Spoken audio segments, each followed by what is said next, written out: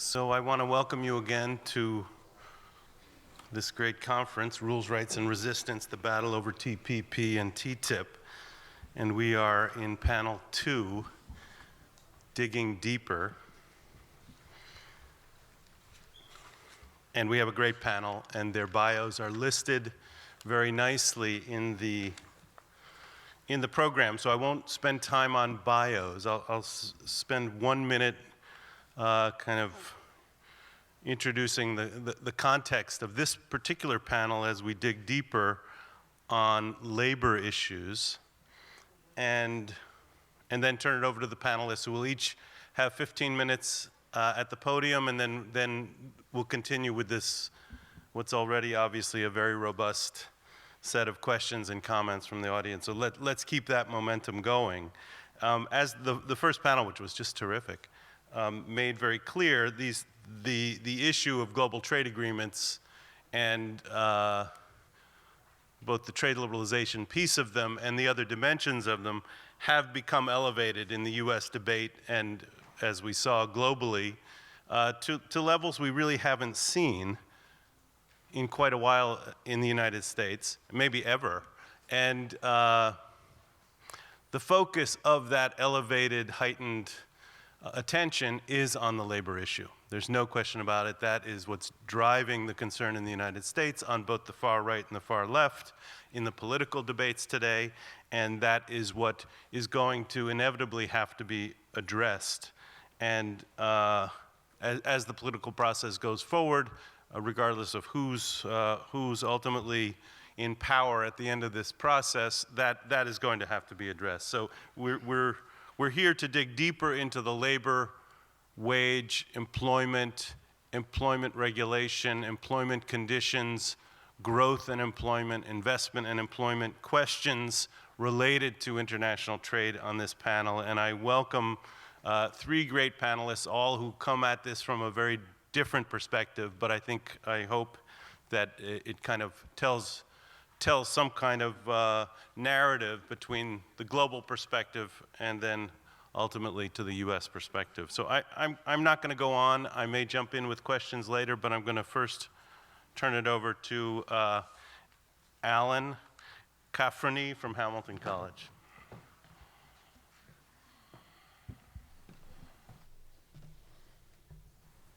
Thank you very much, Will and Tom Cruise, and also Everita Selena, for inviting me. It's a great honor to be here at the New School.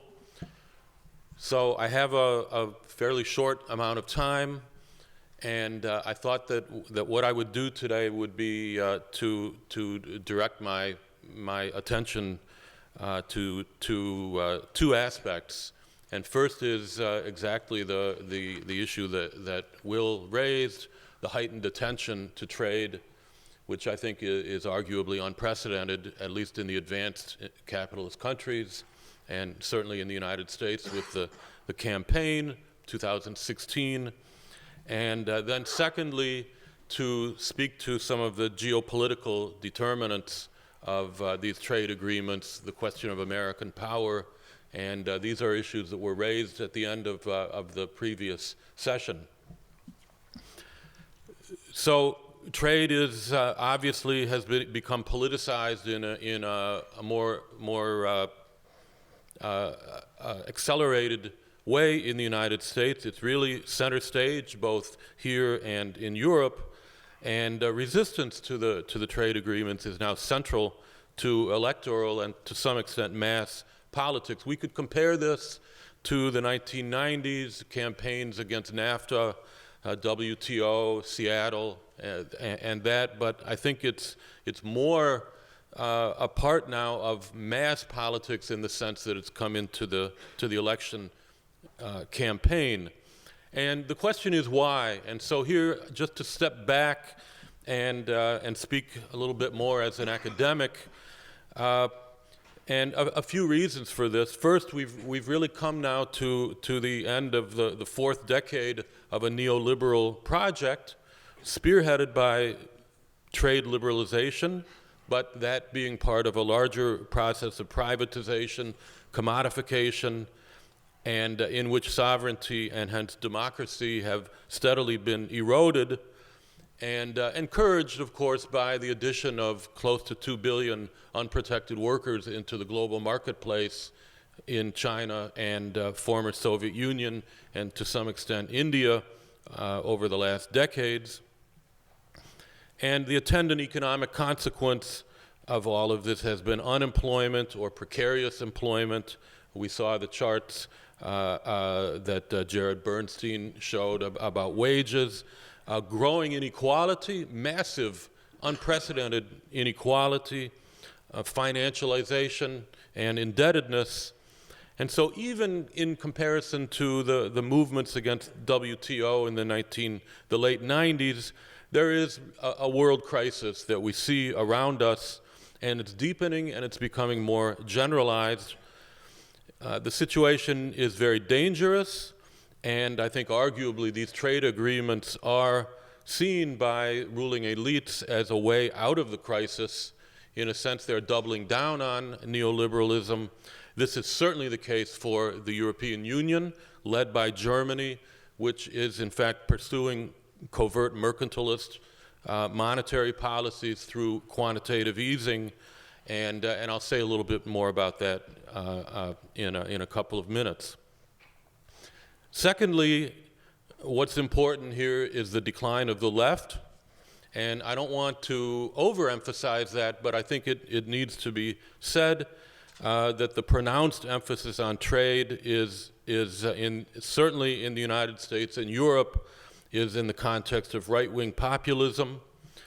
There is, of course, the obvious affinity with nationalism, xenophobia, as we're calling it, obviously in evidence in the Trump campaign, but also very much in Europe.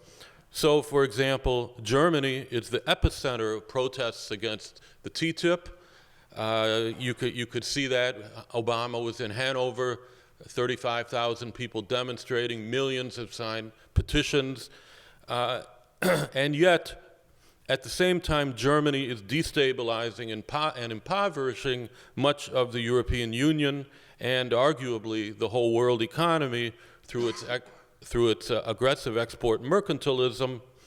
And yet these recent mass mobilizations and campaigns in Germany and more generally in Europe are much more notable with respect to trade than they are, say, to austerity, the structural adjustment programs that have been imposed on Greece and the other southern member states of the European Union. And there's a kind of interesting irony here, because in the United States, that might somewhat contradict this statement, obviously, with the Sanders campaign, and Sanders does better one-on-one against Trump. But of course, in Europe, the Social Democrats have long since been pursuing neoliberal policies, and so that's probably the most important reason why the right has, to some extent at least, taken command of resistance to trade. Probably the third reason that we could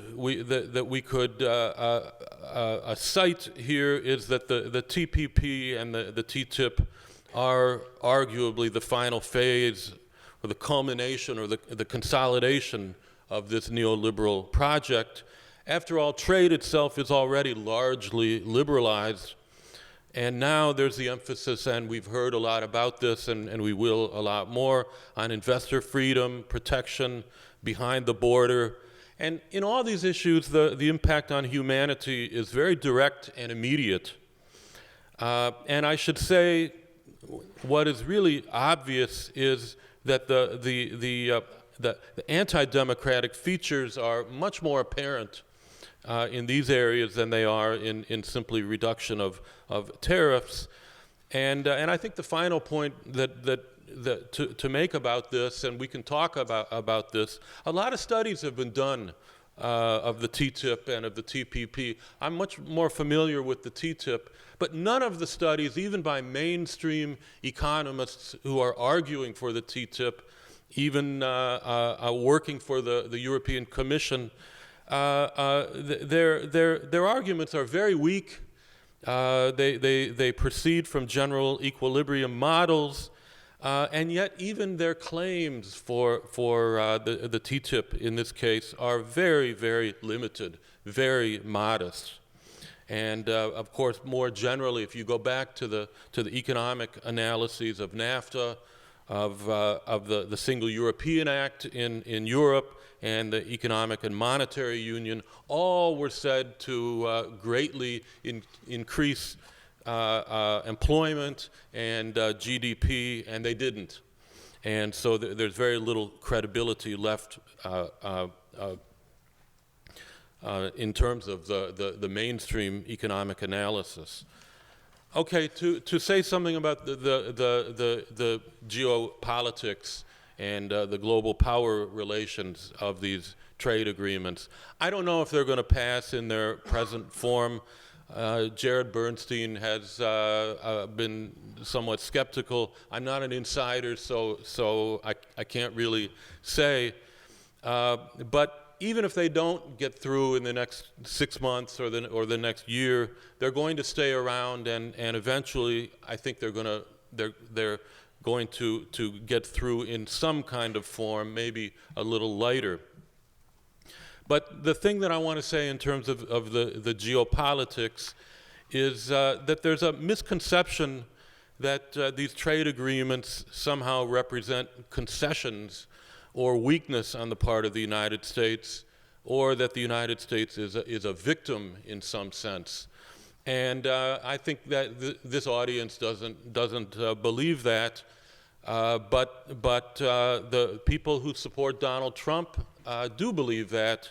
And just to give you a quotation, and I'm sure you've heard this, I can't say it like Trump, but he says, "Our country is in serious trouble. We don't have victories anymore.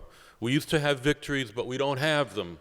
When was the last time anybody saw us beating, let's say, China in a trade deal? They kill us. When did we beat Japan at anything? They beat us all the time. When do we beat Mexico at the border? They're laughing at us, at our stupidity, but they're killing us economically." Now, these are very dangerous, and they really are reminiscent of fascist claims made in the 1930s in Europe, the idea of being beaten. But compare that to what Obama says about the TPP. And he says, we can't let countries like China write the rules of the global economy. We should write these rules. And he's referring both to the TPP and the TTIP. And as has been stated earlier in the first panel, Hillary Clinton herself referred to the TTIP as an economic NATO.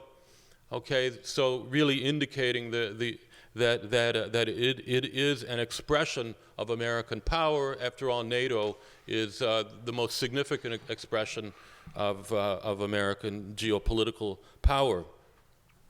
So what's going on here?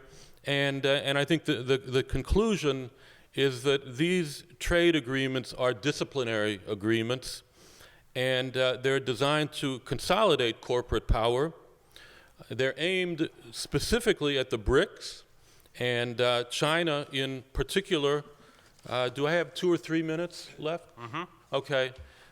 Just to I'm sorry I don't have a PowerPoint, but to present some statistics.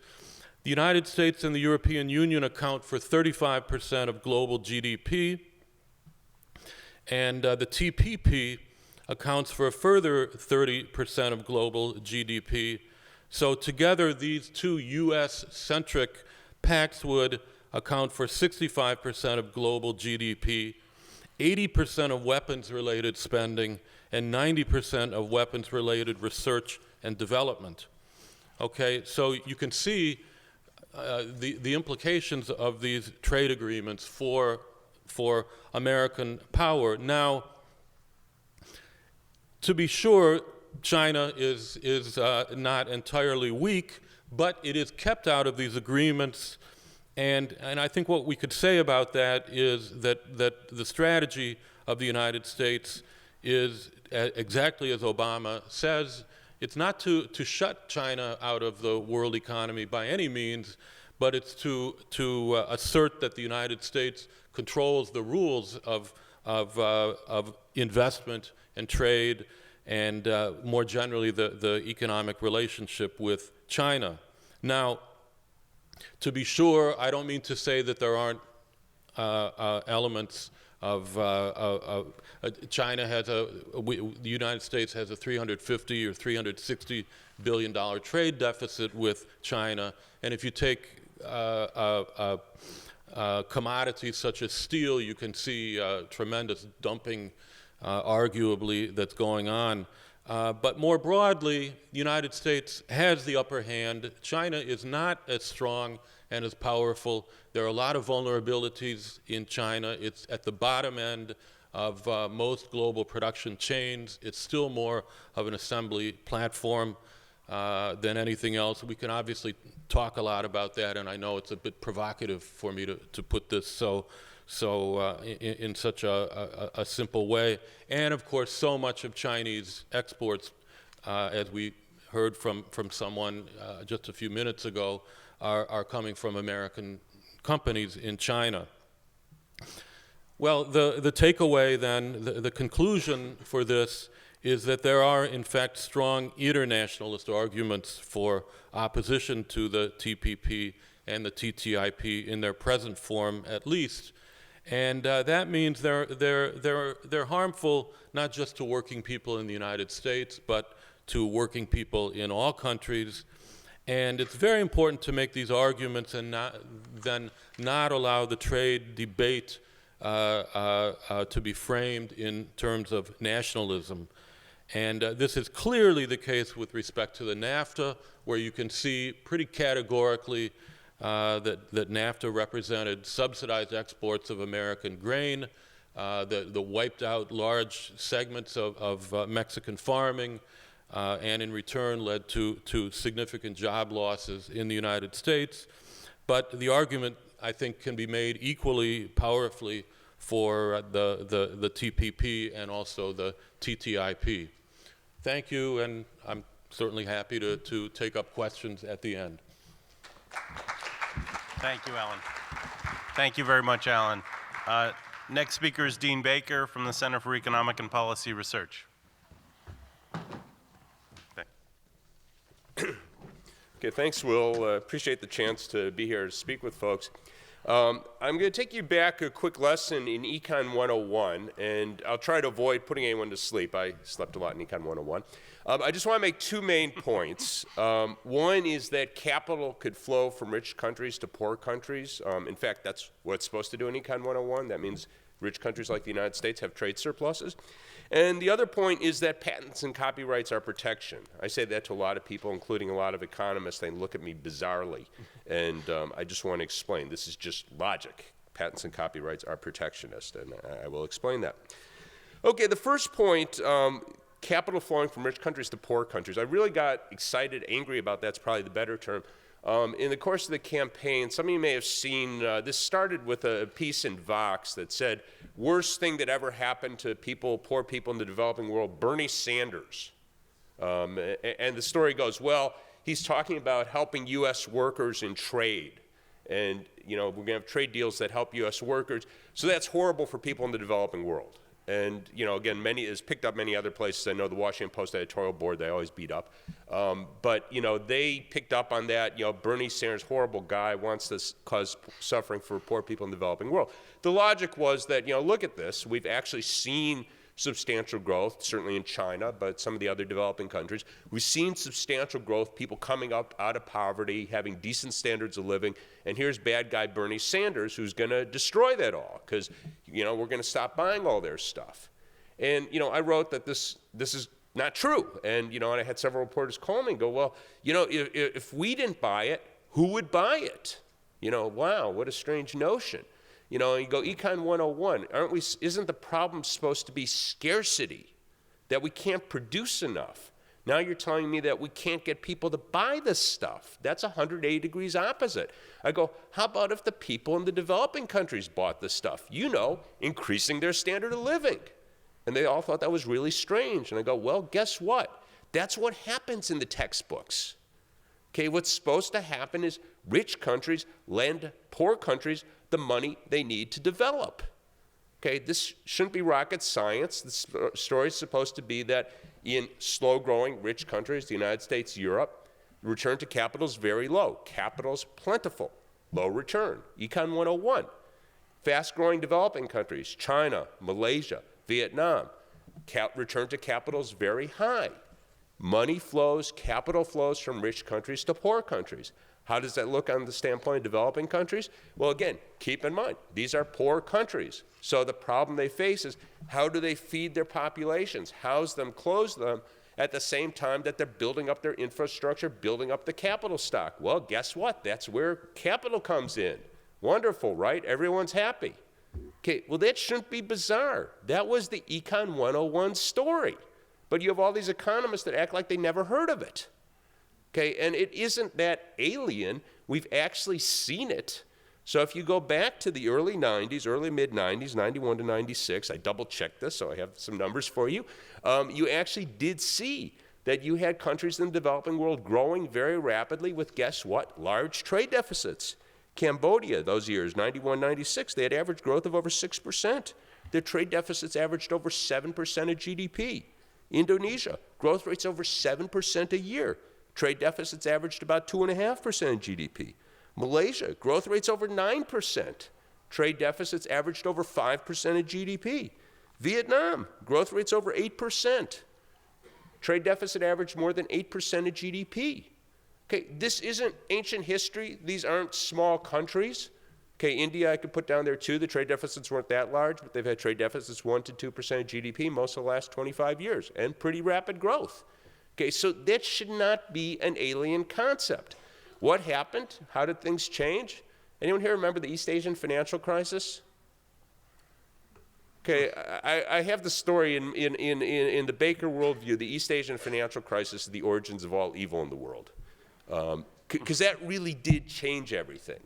The bailout of the East Asian financial crisis was led by some people you might have heard of, Robert Rubin, Larry Summers, name sound familiar?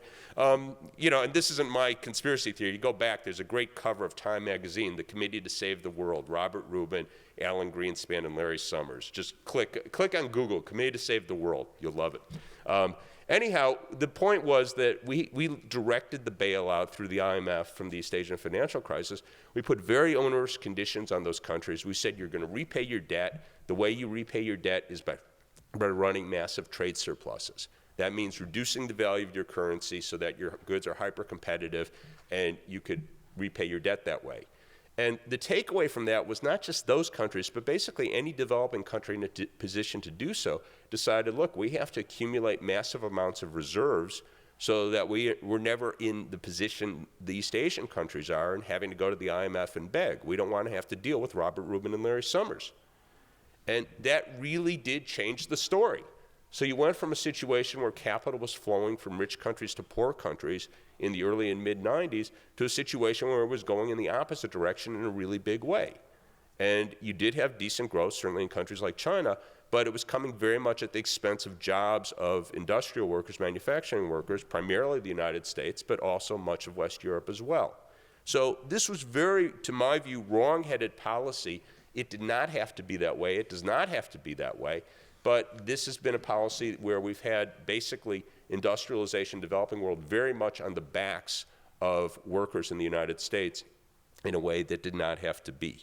Okay, so Bernie Sanders is not the villain here. We want a bad guy or guys, you know, Larry Summers, Robert Rubin. I could give you many, many others, but that's where we'd start looking. Okay, the other point, patents and copyrights. You know, again, this is bizarre, you know, when I have these arguments with economists, because they look at me very, very strangely, go, no, those are patents, those aren't protection. You go, well, I don't care what you call them, and the market doesn't care what you call them. Think what a patent, what a copyright is. What happens with a patent or copyright is the government has granted the patent holder, the copyright holder, a monopoly, a legal monopoly.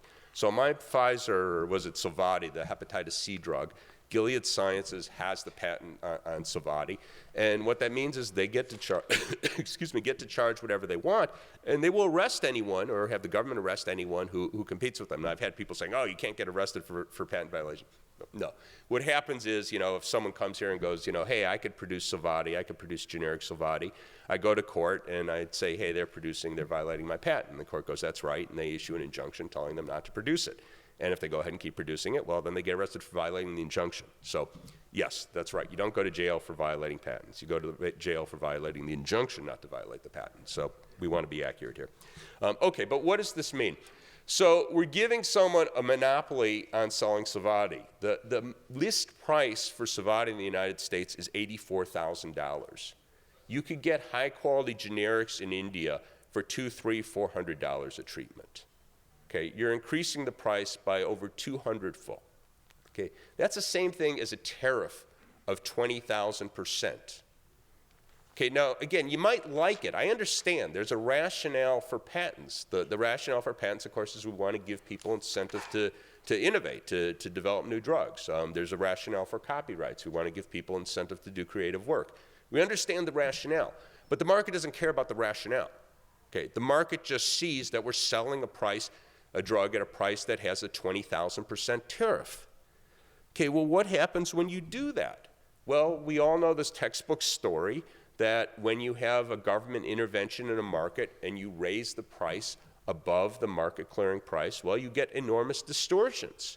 Obviously, in the case of drugs, a lot of that's pretty clear. A lot of people won't get drugs that they need for their health or even their lives because they can't afford it. Okay, and even if they can get it, they have to run through a lot of hoops. I mean, if you take the case of the United States, if you have these expensive drugs, you have insurance that's supposed to pay for it, well, they don't want to pay for it. So they'll say, well, get a second opinion, go to a different doctor. Maybe there's another drug, is that as good? Maybe they get you to take that. Well, of course, if the drug we're selling for $200 a prescription, all this would be kind of no-brainer. I mean, a lot of you probably have seen the debate on Sovaldi specifically because it is a very, very effective drug. So we have over 3 million people in the United States. I think it's probably 10 times that many worldwide that have hepatitis C. And now we have this great drug that can cure them. But the question is, are we going to pay $84,000 a person? And sure, tough question. That's a lot of money. $240 billion, $250 billion, that's a lot of money. Okay, $200 a person, $300 a person? We really don't have to have too much of a discussion on that. Okay, so we get, very perverse situations. We have enormous economic distortions, basically because we're imposing a monopoly in that market. Okay, well, if I can get an economist to stand next to me, sit next to me long enough to hear me out on this, and they haven't run away because they think I'm crazy, we go, all right, so we get these here and there. Well, this actually is a lot of money. Okay, and just to take the case of drugs, I'm mentioning drugs because I think it does have the most distorting effect in case of drugs, and also it is people's lives and people's health. But in the case of prescription drugs in the United States, we spend about $420 billion a year on prescription drugs. And, very crudely, I would say we'd probably spend about a tenth that amount, maybe less, if we envision drugs being sold in a free market. So in other words, we snapped our fingers and tomorrow there's no patent protection, there's other related protections. We got rid of all those so any generic producer could sell in the market who wanted to. My bet is that we'd be paying less than a tenth as much. So we'd be talking about savings on the order of $380 billion a year, which is over 2% of GDP. Okay. You have huge fights in Washington over amounts that are less than a tenth that large. Okay, so this is real money, and that is just one area. Okay, so I could go on medical devices, exact same story. We probably spend $60 billion a year on that. And then, of course, obviously, patents raise the price of all sorts of, we have patented seeds, patent pesticides. Obviously, patents apply a whole range of areas. And I'm not saying they're all bad either. I'm just pointing out huge, huge increase in price. Okay, well, this matters directly to the deal at hand, to both the TTIP and the TPP. Obviously, TPP, I'm going to say more so because they have less developed patent and copyright systems in these countries, and also because that's a deal likely to come up more immediately in terms of congressional approval. And this matters, I would argue this is one of the main motivations of pursuing the deal to begin with, because basically what the United States is trying to do is impose U.S.-style patent and copyright protection through the rest of the world. This dates back to really all of our trade deals over the last quarter century, but most prominently putting the TRIPS provisions into the WTO, where we basically required that all countries, as they came into the TRIPS, into the WTO, had to adopt US-style patent and copyright protection. And we continually try to make them stronger and longer. And again, if we had the people from the Obama administration go, oh, it's no big deal, this and that. Well, to be fair to them, we've been doing this through all sorts of other channels. So it's not like this is out of the blue, and if this doesn't go through, they'll just come back through some other door and try it through that other channel. But the point in my view is, well, we should try to stop them wherever we can, because this is a really backward way to finance research. It's incredibly inefficient, and again, it leads to situations people can't get drugs that they need. And just to give you an idea of how much money is at stake, I was really struck, I have no idea why they did this, but when the TPP was signed, the New Zealand embassy issued a statement where they'd done a calculation that the extension of copyright, it requires 70-year copyright protection, and New Zealand had 50 years, and they calculated that the extension from 50 to 70 years would cost them $50 million a year when it was fully in place. Okay, $50 million a year. Well, New Zealand's economy is roughly 1% of the size of the US. So you back that out, you go, okay, well, 50 million for New Zealand, that's like 5 billion for the US. Okay, that's not huge, but on the other hand, the projected gains from TPP aren't huge. So that's a lot of money. And what was interesting is I've not seen anyone yet include the cost associated with higher patent and copyright protection in their assessment of the TPP. In other words, we are increasing some types of protection. And again, the market doesn't give a damn that you like them. Okay, so we're making a lot of goods and services more expensive because we're imposing protection on them. So that's a negative. Now you could say come 10, 20, 30 years, that will be offset by more innovation, it's entirely possible. Make that argument. But at least in the short term, we're raising prices. That has to be a negative. And I've seen no one include that. And I think that speaks volumes about the honesty with which this deal is being approached. That if we're doing an honest assessment of the deal, then again, this is their own methodology. You have to incorporate how much more people are going to be paying for drugs, for copyrighted work, software, video games, whatever it might be, and that's going to be a negative in these calculations. And we don't see that, and it could very well be a large negative, and it's entirely plausible it will be a larger negative than the small positives that they calculate from these deals. So what I would just say in conclusion, that we see an incredibly dishonest approach to trade. Somehow we're supposed to all be bad people who want to see the poor live in poverty all their lives because we don't think the U.S. should run large trade deficits with the developing world. And we also are somehow supposed to ignore that patents and copyrights are protection and just salute them. And I would say, let's just stick with Econ 101. Thanks. Great.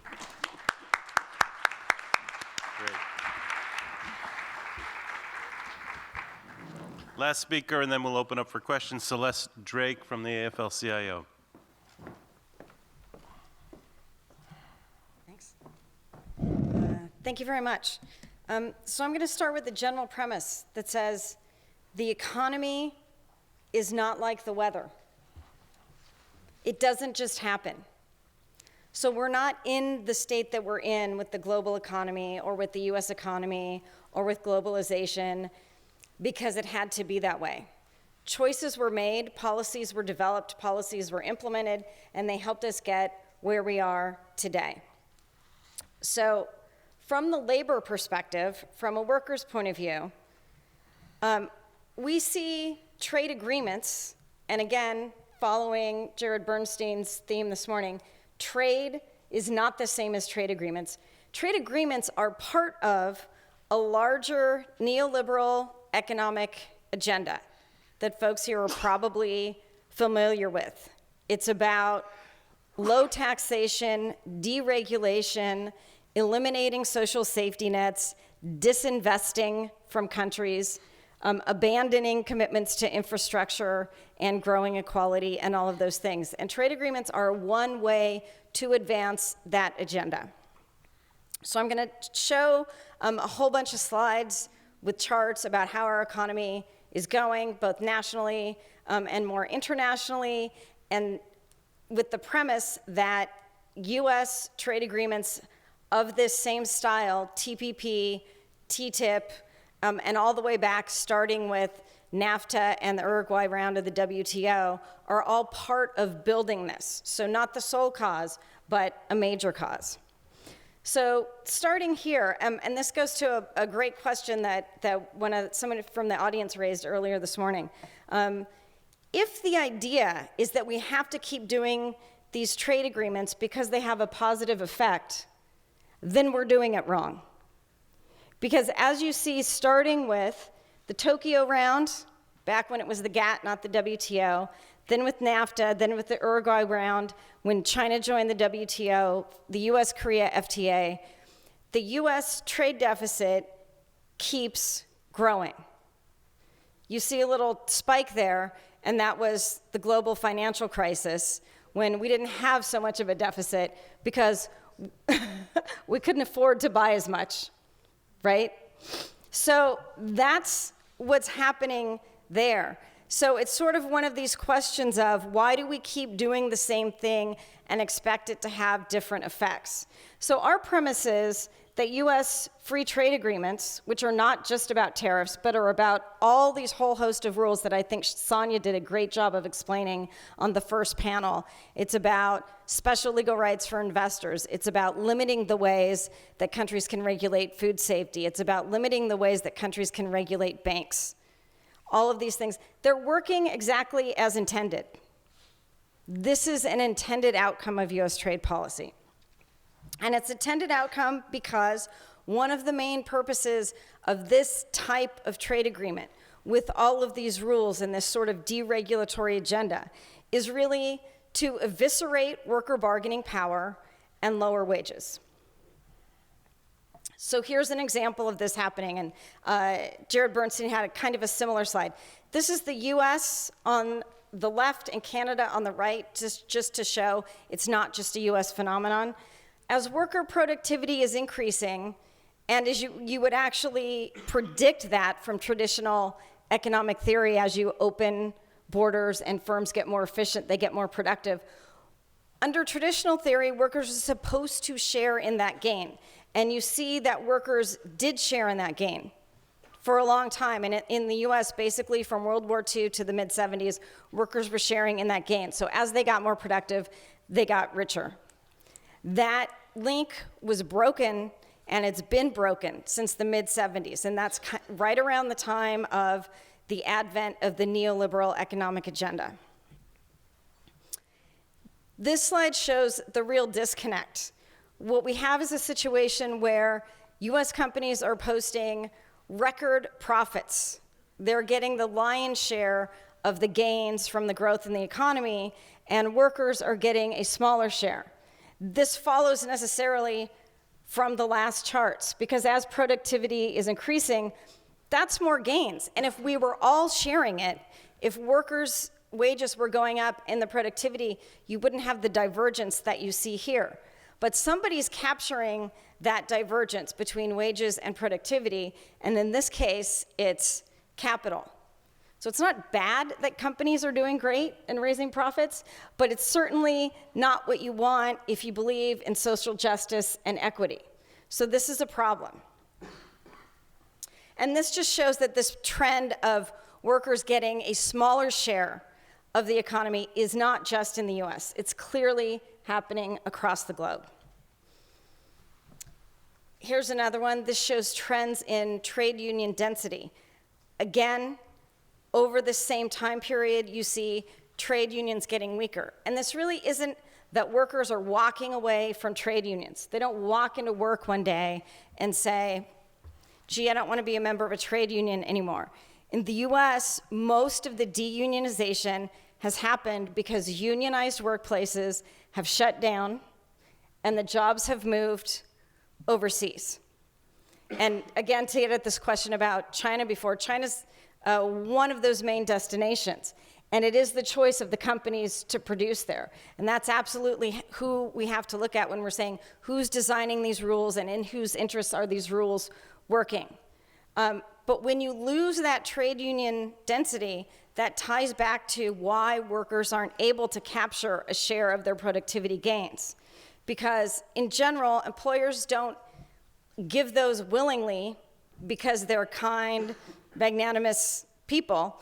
It's because there's somebody there in the workplace, a union, to say, we're going to force you to bargain with us. We're going to negotiate for better wages, benefits, conditions. And if there is no union in the workplace to do that, wages will tend to stagnate. And as unions become a smaller force in the whole economy, then the spillover effects that made non-unionized workplaces better places to work with better wages, those go away as well. So this is all continuing. And just to give some concrete examples, we've seen in recent years, Caterpillar, one of the largest corporations in the world, the same year that it posted record profits on Wall Street in 2013, it told the workers at its Joliet, Illinois plant, they're organized by the machinist, you need to take a wage freeze, give up your seniority benefits, and take a cut in your pension plan. And the worker said, wait a minute, we just read your filings on Wall Street. You made record profits.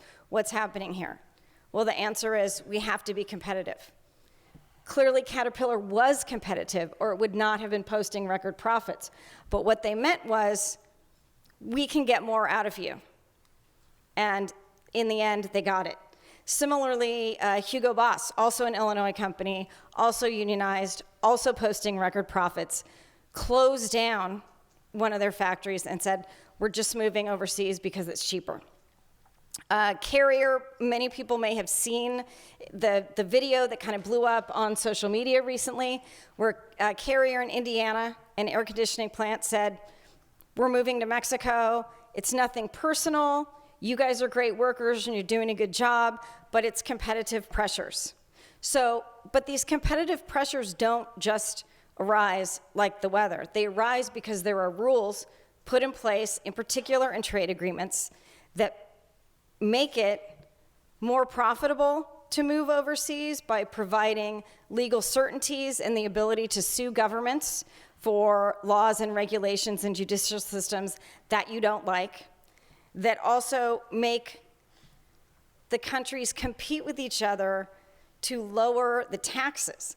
This is another thing. Because these trade agreements really put countries in competition with each other to get more investment, the way that they can say, invest here, please, we'll make sure that you have a higher return to capital. One way to do that is certainly to have low wages. Another way to do that is to allow abuse of labor and human rights, which is not, in fact, a natural endowment. That's a choice. Another way to do that is to competitively lower your taxes. And these are just two examples of ways to do it. In the US, the choice is if you produce overseas, you don't pay any tax in the US on that income unless you repatriate it, bring it back to the US. So that's an incentive to produce overseas. In Canada, they've been consistently lowering the corporate tax rate. And this doesn't even get into all the whole host of tax deductions, exemptions, refundable credits that really reduce what corporations are expected to pay. So you add all of this together,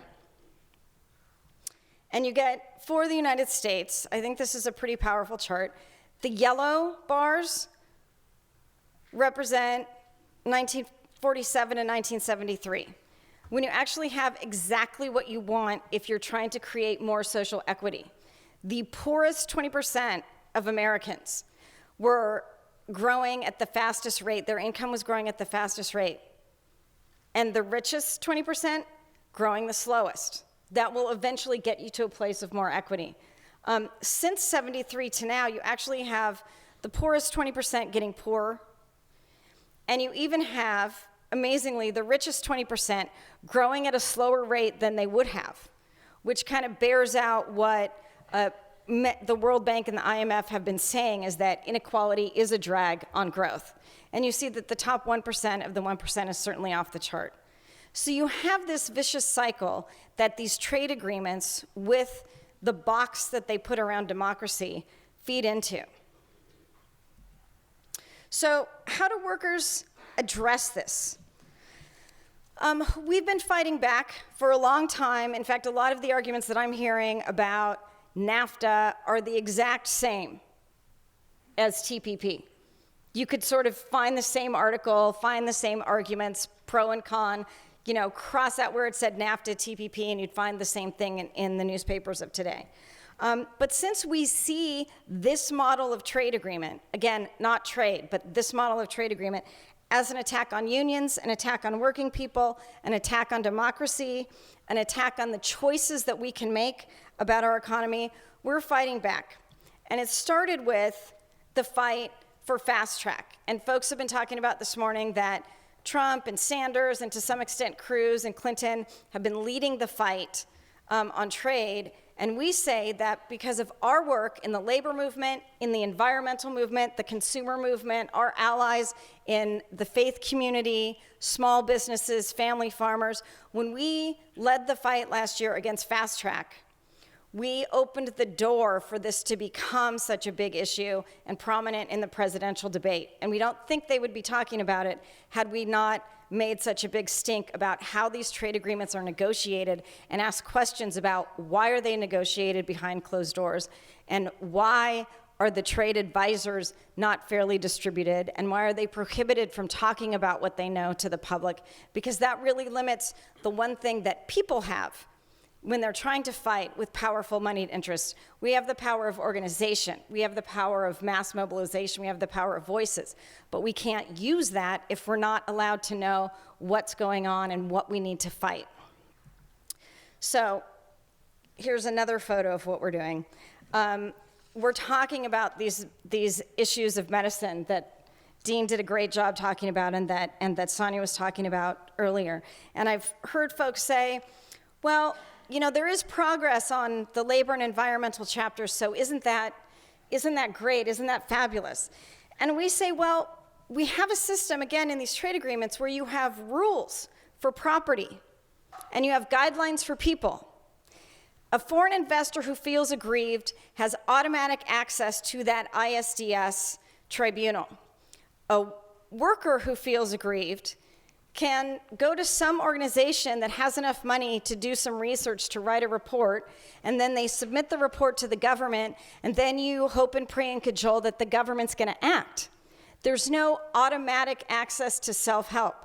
And the Government Accountability Office has done 2 studies on U.S. enforcement and monitoring of the labor promises and trade agreements, one in 2009, one in 2014, and both of them said the U.S. isn't doing very much, and the countries are not living up to what their promises are.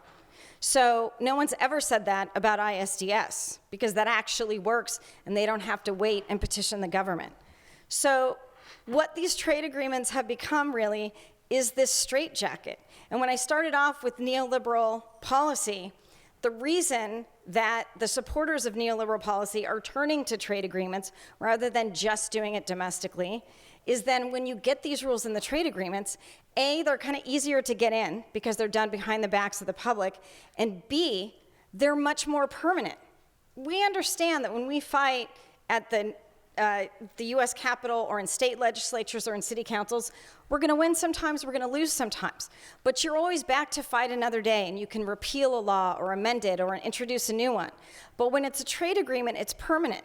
So if corporations are looking for a strict set of rules under which they want to operate, trade agreements are the way to go, because they have not been amended in the past. And if this was really about growth, it's quite interesting because Larry Summers and the International Monetary Fund, not a person in an organization that labor is often inclined to agree with, have both said the best thing that you could do for growth is invest in infrastructure, and that a 1% of GDP investment in infrastructure will yield you, within the first 4 years or sooner, 3% of GDP growth. The prediction for both TTIP and TPP for the US is 0.5% of GDP growth over 10 years. And that's if you believe it, which we don't for all the reasons I just showed you in the charts. But if we really wanted growth, we would not be doing the TPP and the TTIP. That's not what they're about, and so that's what we have to look at. And we do think that trade can be used to create this virtuous cycle where wages are growing, where workers are able to form unions if they want to, where the governments do have the income to invest in infrastructure, but it's not with the current model. So I'll just stop there. Thank you. Great. Thank you, Celeste.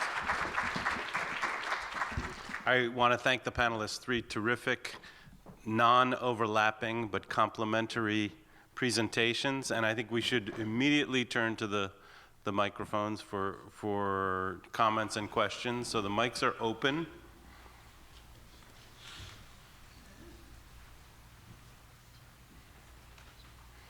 While people are walking up to microphones, I'll make a comment or two, which is to try to connect some of the comments. It seems to me that globally, exports equal imports. All the exports of the world are equal to all the imports of the world.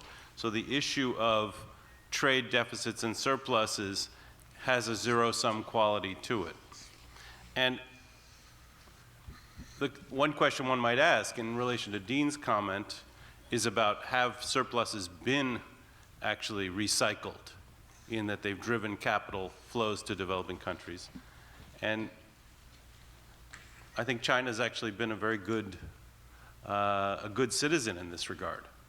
Levels of foreign direct investment out of China have been very high as they ran surpluses throughout Asia and Africa. And I think one might also want to ask the question about surplus recycling within the US. This is something in my own research I've really emphasized, which is if you trace Celeste's charts, which I think were excellent, of the rise in the profit share of income relative to the labor share of income, one question becomes immediately, what happens to those profits? And how do those get recycled, as it were, domestically? Now, the classic theory of economic growth was that capital accumulation led to profitability, which led to more investment, which drove growth. And so one question that one might ask, even amidst this perhaps unjust, perhaps, as Piketty would argue, kind of inevitable long-term rise in the profit share of national income, others might attribute to globalization, is what's happening to the use of profits in the US. And so I think I would argue that one has to bring in questions of the financial use of profits by non-financial companies in financial markets, share buybacks, CEO compensation, other types of financial asset acquisition, which relate to the process of globalization that we see so dramatically represented as a rise in the profit share in Celeste's graph. So with that comment, and now with lines at both microphones, I'm going to start on this side. Hi, Bruce Rosen. It's my understanding that the U.S. is signatory to only a small fraction of international labor agreements. And I think we're at 25 or 26 states that now have right-to-work laws, which are the ultimate oxymoron. So this would seem to be an assault on the right of the workforce. One other thing I would add, these agreements are at loggerheads with the Paris Agreement on the climate and the possibility and the critical need to move to a green economy, get off of carbon, and all the jobs that are connected with that. And yet, the same set people are saying, no, the technologies are not there, we can't do it, in fact, we should be drilling more. So I'm wondering if you could comment on this through the labor perspective. Thank you. We'll collect a number of comments, and then I'll ask the panel to respond, please. Ann Davis, Marist College. To the first speaker, you mentioned that TTIP and TPP are efforts to consolidate corporate power, but will it work? Because now we already have slow growth, decline of investment, insecurity, and so it just seems like an intensification of neoliberal strategy will fail. Like O.B. Hunt, like if labor is making less money and they can't buy back, you know, the goods that the people are producing, then how is the businesses gonna make money if people can't buy the goods? This is a question for Celeste Drake. So I really liked your talk. I agree with all of your points. This is more of a fight back type question. So as you are a member of the AFL-CIO, what is the AFL-CIO strategy to try and counteract these free trade measures, which, as you know, have had a devastating effect on union enrollment? What is the strategy to address the weakening of the Wagner Act, which allows workers to legally strike?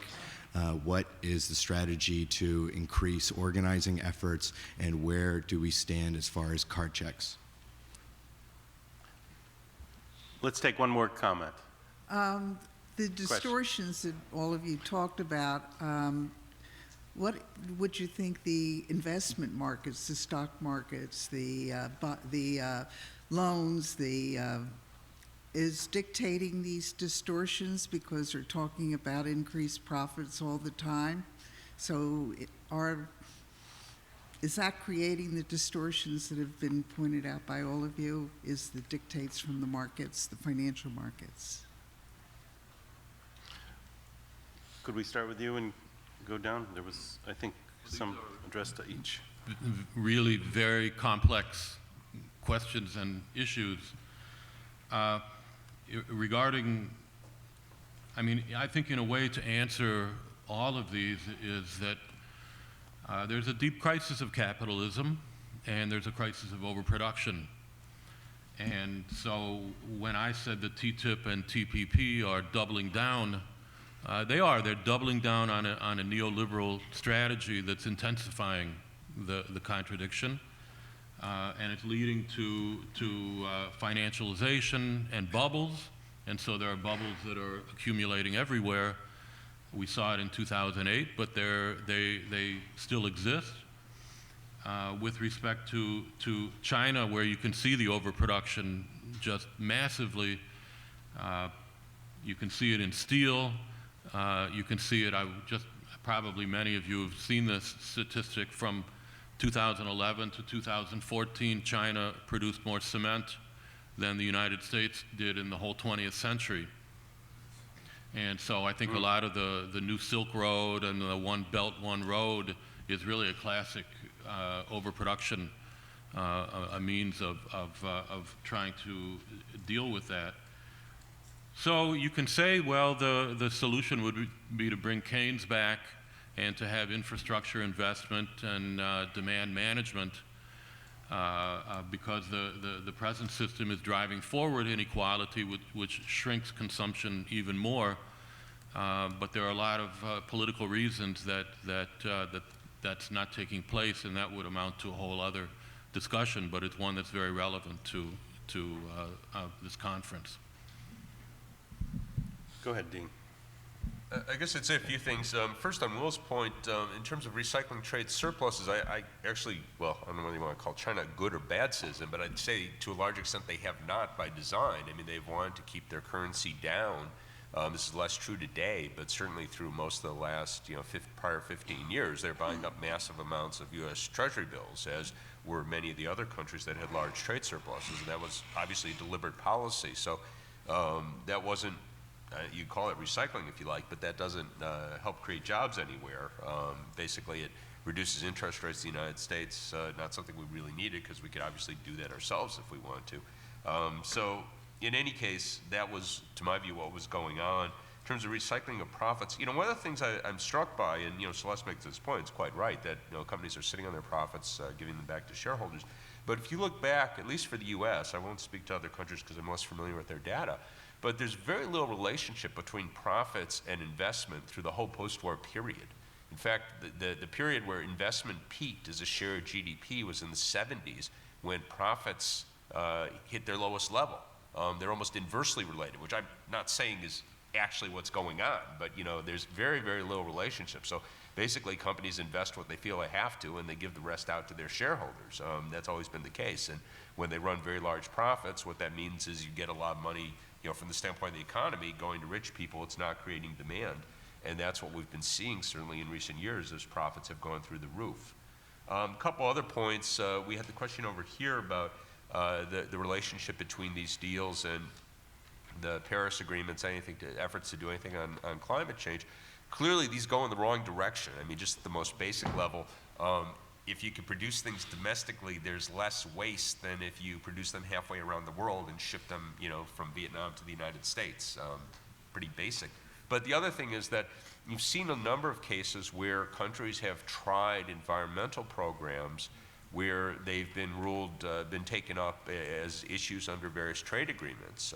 We went after China on dumping solar panels in the U.S. India lost a case before the WTO. They had a green program that was trying to promote domestic technologies. It was ruled to be a WTO violation. So again, these are the sorts of things you would like, if we were thinking about longer term the environment, global warming, you would like to see that, okay, these things get a buy. You'd have special provisions so that, okay, we understand. You want to at the same time do something about greenhouse gas emissions and promote your domestic economy, so we'll let you do those together. You might think that would make sense. That's not allowed here. So again, I think that's a very serious problem. The last point, the distortions. I'm not sure the specific issue, but I'll just harp on my patent and copyright thing just one more time.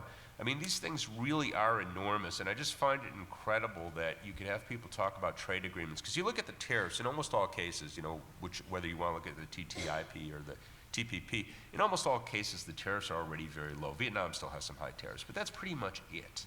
So, you're talking about tariffs that are 1%, 1.5%, bringing them down to zero over a decade.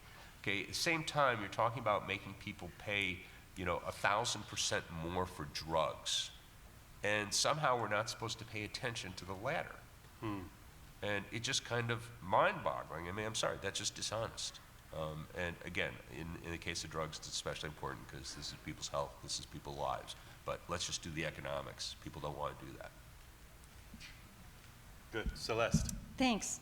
So I think Dean covered the sort of the Paris Agreement question. It's certainly anything that a country does to comply with it could be at risk if there's an investor, a foreign investor, who thinks that his or her profits are going to be at risk because of that action.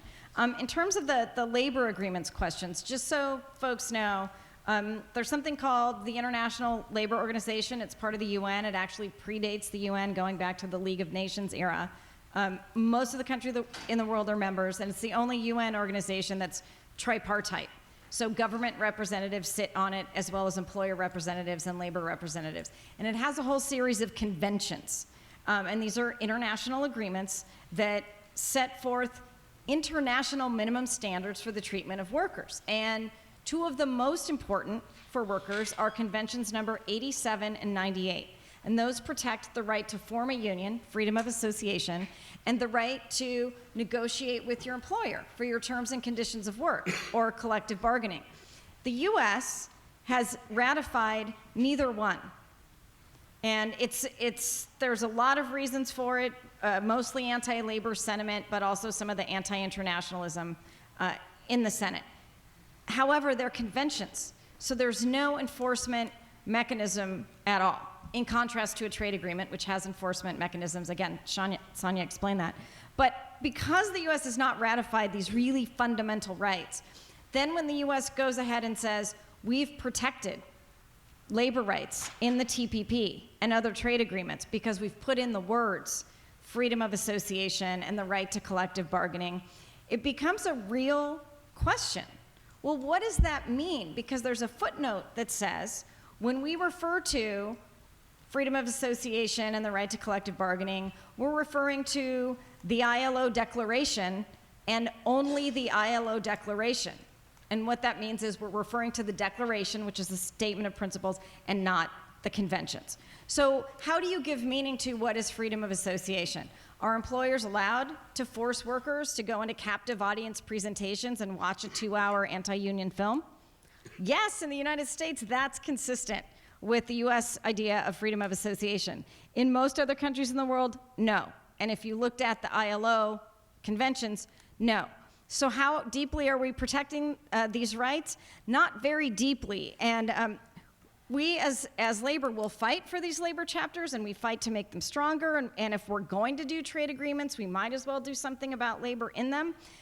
And they are getting better over time. But in terms of their effectiveness so far, they're just not. We use them, we make complaints, we try to drive global opinion and shame countries into improving. But the fact remains, it's harder to form a union in Mexico now than before NAFTA. It's harder to form a union in Honduras now than before CAFTA. So we'll fight for these rights, but they just don't have the tools that the investors have. In terms of, is the neoliberal plan going to work if workers can't actually afford to buy anything? When you read the public statements of the companies that are for TPP and you read all the things about why they wanted it, they've essentially abandoned the US as a future market, because what they say is the size of the middle class in China is bigger than the entire population of the United States. So it's these companies that are driven by quarterly profits and they're looking at how can we have a good report the next time, are saying it doesn't matter. And yes, in the long run, it's not sustainable, because if you're suppressing wages in the US and you're also suppressing wages in China and Vietnam and all these places that you trade with, you are going to have this oversupply, and who can afford to buy it? But the companies are not, they don't have the incentives to look at the big picture. And in terms of what is the AFL-CIO's strategy, well, what we're hearing now from the other side is some admission that trade agreements have a downside, although they will only admit a few people will lose their jobs. They don't talk about the wage suppression effect or the medicines or what's going to happen with climate or any of that. And so they say, let's fix it with something called trade adjustment assistance. It's a little stingy safety net program for workers who lose their jobs. But they don't say how they're going to help the rest of us who maybe can't have affordable medicine or have lower wages. So one thing that you could do, again, there's a better way to do trade, there's a positive way.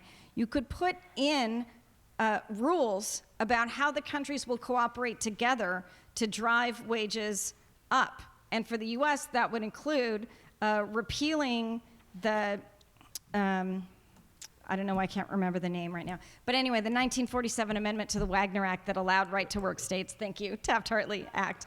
You know, you could say we're going to allow majority sign-up as part of this so that the US really is coming into compliance with promises around freedom of association.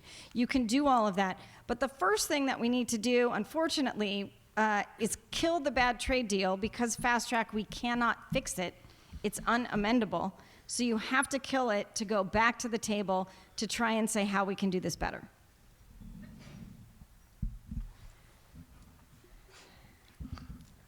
Tom. Yeah, thanks. Just a couple of quick ones.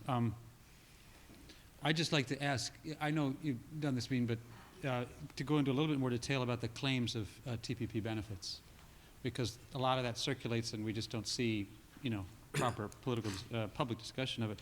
And then another thing, which is a more general challenge, and I guess I would open this to everyone here, and hopefully we can carry on a little bit later in the afternoon when we talk about in the environment panel, and that, I mean, I see there's a crisis of capitalism, but it's not just one of stagnant growth, but also of breaching basic planetary boundaries.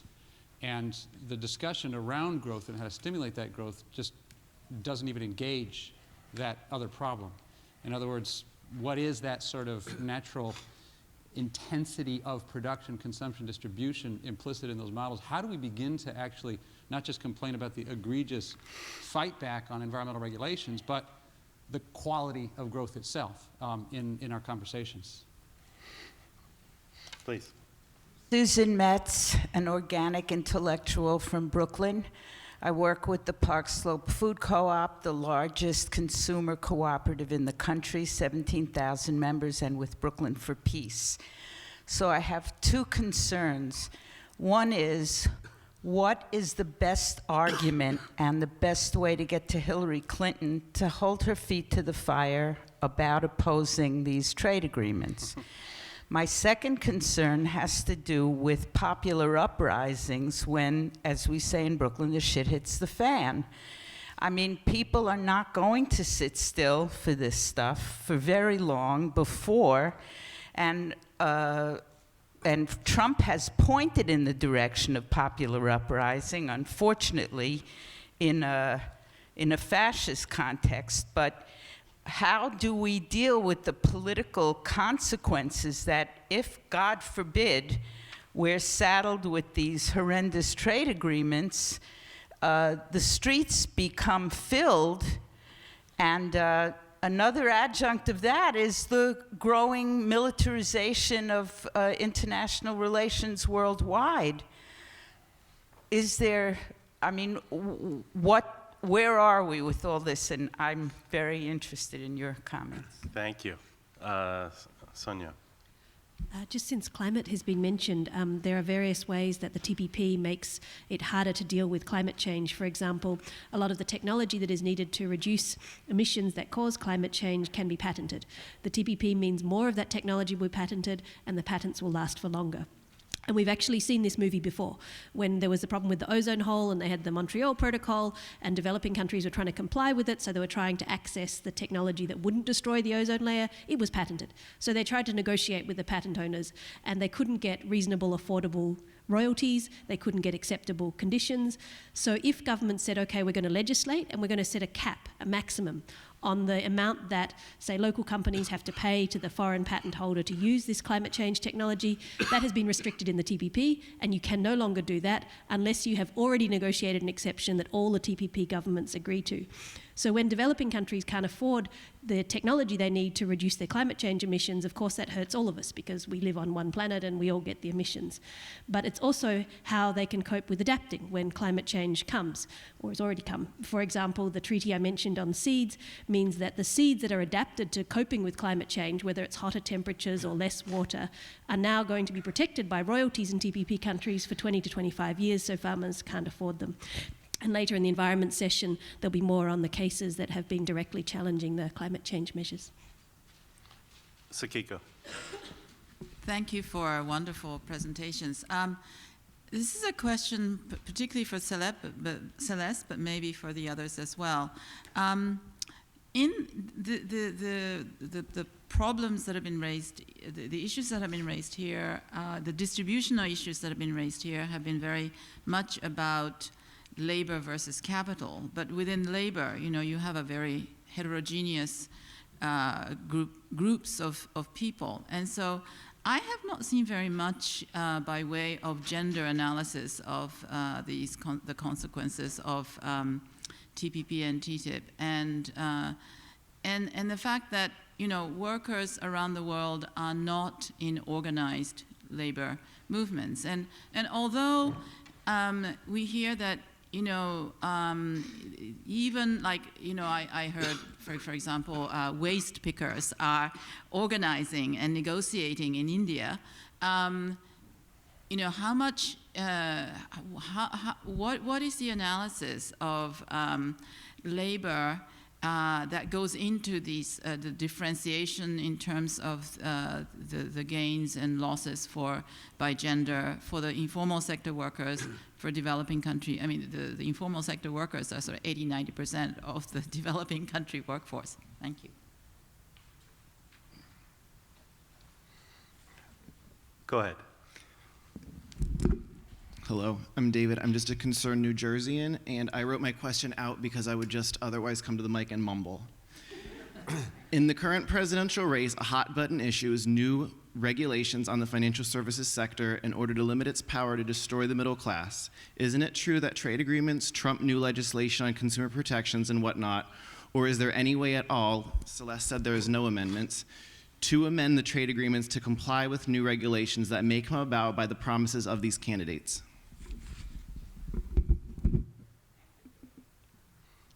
Panelists, we'll go right down. Okay. Well, the most were addressed to Celeste, I think, but let's go. Just two things. One in response to environment, and one in response to the last question about financial services. The TTIP is very problematic with respect to both oil and gas exports from the United States, shale oil, hydrofracking will be boosted, and that's probably a quid pro quo with Europe. And also the Europeans have much shakier banks and want even more liberalized services even than Dodd-Frank, and that probably would also be a part of the TTIP. And you know, the response to our organic intellectual, I tried to start out by framing this issue in the broader political crisis that we face in the United States. I mean, even if Hillary Clinton does reject the TPP and the TTIP, it's not going to change that much. These forces are occurring anyway and accelerating in any case. But and I would just underline that I think much of the trade debate, as I think you suggest, is becoming dominated by the right, and that's a very, very dangerous situation that we're in, and that underlines why this session this conference is important. But I wish I had a better answer, but we'll see. Dean.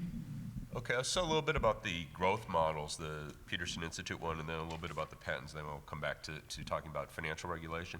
One of the things that a lot of people have probably heard this growth projection from the Peterson Institute that the TPP is projected to give growth add a 0.5 percentage point to growth over the next roughly 15 years. Now that's a cumulative amount. I've heard reporters talk about, oh, you know, since we can't do more stimulus and the Fed was at 0, you know, so this, well, that's showing they don't know what they're talking about, because that's like too trivial. If you had a politician saying, oh, this is my boost to growth, you should laugh at that person because they don't know what they're talking about. I mean, 0.5 percentage point over 15 years comes to, you know, about 0.04 of a percentage point. You would not notice that.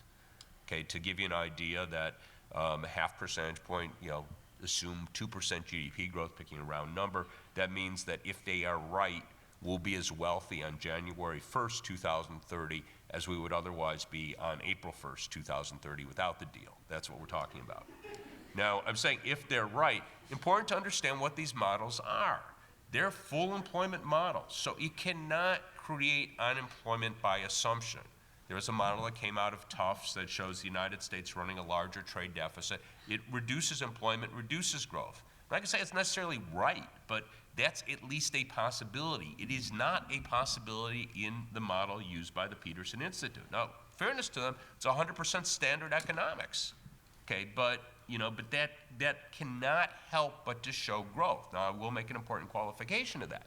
If they added in the ways in which it will lead to higher prices because of higher patent and copyright protection, then we don't know whether or not it would show growth, because again, those are the same as higher tariffs. That's the way you would do it if you did it honestly. They don't do it. Okay, so what would it show? Again, I don't know. I gave you that one example of New Zealand. I've tried to we've called up their embassy, go up, where did this come from? And no one will ever give us any information on this. I think it was a mistake that they gave that out. But you know, I mentioned this just because it was really a quite large number for a country that already has a well-established copyright system. To say extending it by, you know, 20 years, from 50 to 70 years, is going to cost you 0.03% of GDP. That's a lot in a trade deal that's supposed to give you, if we take them seriously, 0.5% GDP. You know, it's just one minor, very minor provision in it. So anyhow, just to understand, that's what these models are going to show by definition, particularly when they exclude the patent and copyright aspects of it. I could go on forever on the growth and environment. We don't always want more growth. That's not what we should care about. We should care about better living, and we should care about the environment, which doesn't always mean more growth. But I'm just taking everything at face value there. Now with the patents, yeah, I mean, this is a real morass, both because they're saying it's raising prices. We had the point made here. It will make it harder for countries both to take steps to reduce greenhouse gas emissions and also to protect them. Patents are a really bad way, I would argue, in most cases, to finance innovation. You know, they date back from the 17th century. They might have been good. They date from the feudal guild era. You know, they might have been good for feudal guilds. It's really hard to see how in a modern economy this is the best way to support innovation. And just at the most basic level, innovation advances most quickly when it's open. Patent means it's closed. And, this is an incredible morass because keep in mind, particularly when you talk about the U.S. and Europe, these are all countries that have well-developed legal systems, patent law. Now you've created a back door. Anyone could go through our legal system, they don't like the outcome, then they go to the ISDS and go, hey, we'll see what we get there, we'll roll the dice. I mean, this is a real morass, and it goes, to my view, absolutely the wrong direction. The last point, I don't want to take up all the time here, the regulations with the financial sector, that's something we should be concerned about because, again, how this will come out, I love this, if you talk to the people in the administration, go, oh, that will never happen. I go, well, will you give me your house if it does? They don't know. I don't know, but you're basically rolling a dice. There was that decision that I don't know if it came up earlier with labeling beef, that was ruled a violation of NAFTA, that we can't label beef by country of origin. That's not obviously protectionist. I want to know where the stuff comes from. That's not. Anyhow, so you could be damn sure if we were to have these deals and we decided we want tighter regulation in the financial sector, you could be damn sure that the banks that felt they were hurt by that would be taking it up. Would they win? I don't know, but they would certainly be able to get through the door, and if they did, so much for our regulation. Celeste, before you start, I want to take 15 seconds to just inject on this issue of the trade models that are being used to predict growth rates and employment growth from the TPP and respond to Sakiko very briefly, which is just to say that if you look at the counter model, this Tufts model that he referred to that Yerrick Capaldo and the UNCTAD have put out, they also show employment losses in developing countries. So they show these fairly significant employment losses in the US. And that seems a little mysterious. How do they get that? And it comes out of kind of a shift to exports, which are more labor-intensive more capital-intensive sectors, and therefore you get these employment declines even in those countries, which are not insignificant. And just to connect it to the gender dimension of that, which is that work that Shiba Tejani and I have done, shows that as you get this kind of movement into these export-intensive, more capital-intensive export sectors, you do get this defeminization occurring. So this feminization process that was part of the long story of globalization from the 1970s starts to turn downward, and we've seen defeminization in the countries that have been most successful, and that would likely to be expanded. That process would likely be accelerated. Sorry. No, that's great.